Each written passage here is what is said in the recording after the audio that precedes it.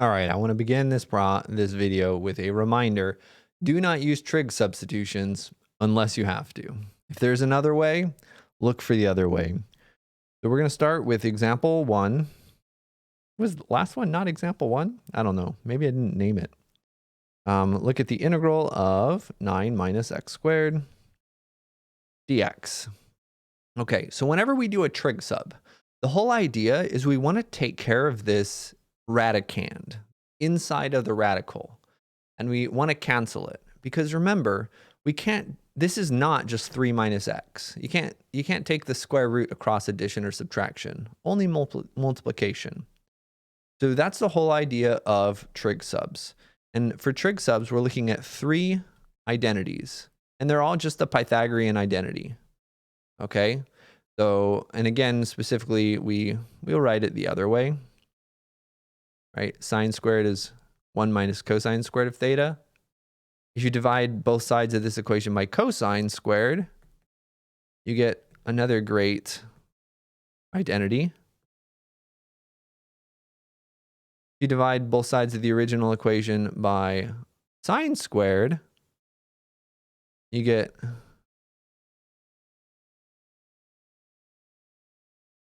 and I don't think actually we really use this last one at all. We're mostly just using the first 2 in this section. And how we choose our choice of x, right? X is going to be something, is so that we get a perfect square here. So again, this is that same form where this looks really kind of similar to this. And yeah, you could let x equal cosine of theta. We usually, in this video, I should be consistent. Right, in this video, we are letting x be sine theta. But it doesn't matter. It really doesn't matter whether you let x be cosine of theta or sine theta. It's the same identity, same answer, same thing. But I'm going to try to be consistent to be less confusing. Okay, so the whole idea here is that we want to use a Pythagorean identity. Now this problem is going to be a little different than the last one. This has a circle. This is a circle of radius 3. So if x is just sine theta, we don't have 1 minus sine theta. So what we need is we need x squared to be 9 sine squared of theta. Because if x squared is 9 sine squared of theta, then we can pull out a 9, and we get 1 minus sine squared, which is cosine squared. All right, so that tells us that x will have to be 3 sine of theta in this case, because we know what we want. We need it to have a 9 here so that we can factor it out and use that identity. And that's going to give us that dx is going to be 3 cosine of theta d theta, and we can do our substitution. So this will give us the integral of the square root of 9 minus 3 sine of theta squared dx. And what is dx? 3 cosine of theta d theta. And now it's going to be pretty similar to the steps in the last video. I'll try to take a moment, try to explain things in a slightly different way to make things a little bit more clear. So this becomes, well, this 3 can come out in front. So we still have a cosine of theta d theta at the end. Now we just simplify the square root. This becomes 9 minus 9 sine squared of theta, which is good. Because if we factor out a square root of 9, then we'll get some nice things. Right? This becomes the square root of 9 times 1 minus sine squared of theta times cosine of theta d theta. So now we know the square root of 9 is 3. Right? And it is the square root of 9 that we have. We don't pull out a 9. We pull out a square root of 9. And then we're left with the square root of cosine squared. Whoa. And it will be very similar to before, just with a 9 in front. So just like before, this becomes the absolute value of cosine times cosine. And just like before, we know, okay, if x is between, it's not between -1 and 1 anymore, right? Sine is between -1 and 1. So x is 3 times that sine. X is going to be between -3 and 3. Okay. Well, then what do we know about theta? Well, theta actually is not really going to change. Theta will still be -π/2 to +π/2, and that gets x to where it needs to go. In fact, anytime with this substitution, theta will be like so. So that tells us that on that interval, right, we know what the graph of cosine looks like. On that interval, cosine's positive or 0. So the absolute value of cosine, this will always be the case for these types of integrals, will be itself. Once we get to secant, things get messier, but for sines and cosines, we get some nice stuff. So this really is just cosine squared. We use the double angle formula just like before. 1 half plus a half cosine of double that angle. Take the antiderivative.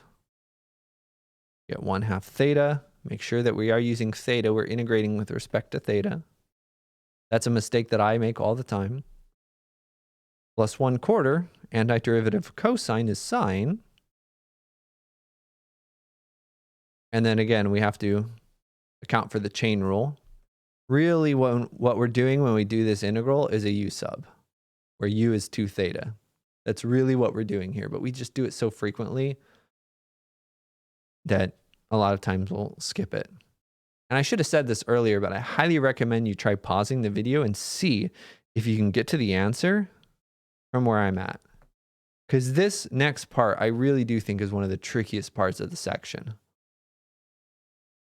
All right.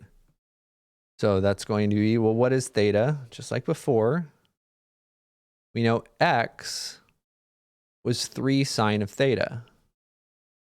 So sine of theta is x over 3. So what does that tell us? It tells us that theta is the inverse sine of x over 3.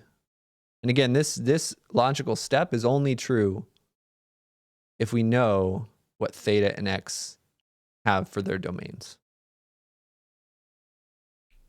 This is going to give us 9/2 times theta, which is inverse sine of x over 3. And then just like last time, we're going to use that double angle formula. We're distributing the 9, and there's a 2 that comes out, just like before. So I'm going a little fast on this step. And then just like before, sine of theta, we know what that is. All right, so we have 9/2 sine of theta. Sine of theta is x over 3. Times cosine of theta. We have to find that out. Just like before, it doesn't matter whether theta is positive or negative here, because cosine will be positive in both the first and the fourth quadrants. We can just draw a reference triangle in the first quadrant if we want. And we know the sine of theta is x over 3. Sine of theta is opposite over hypotenuse. We're doing hypothesis testing right now in stats. And again, this is not the only reference triangle we could draw, right? This reference triangle would also be correct. There's infinitely many reference triangles that we can draw where sine of theta is x over 3. I'm just drawing the easiest one. Use a Pythagorean theorem. Just like before, you'll get that this is the x coordinate. This is the adjacent. So cosine is adjacent over hypotenuse. Clean this up a little bit, and we'll have our answer. 9 divided by 9 is, yeah, I got that. We get 9/2 inverse sine of x over 3 plus 1/2 x times the square root of 9 minus x squared plus c. And we could check our answer just like we did in the last video. It would be a good practice. I'm not going to do it again though. And that's, again, another showing of how to do these sine substitutions.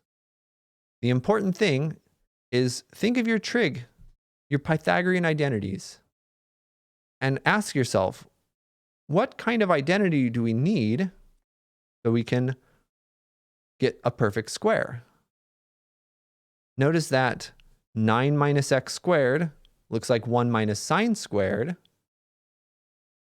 So that tells us that we want x squared to be sine squared. Because there's a 9 here, we need to make sure there's a 9 here as well. Okay?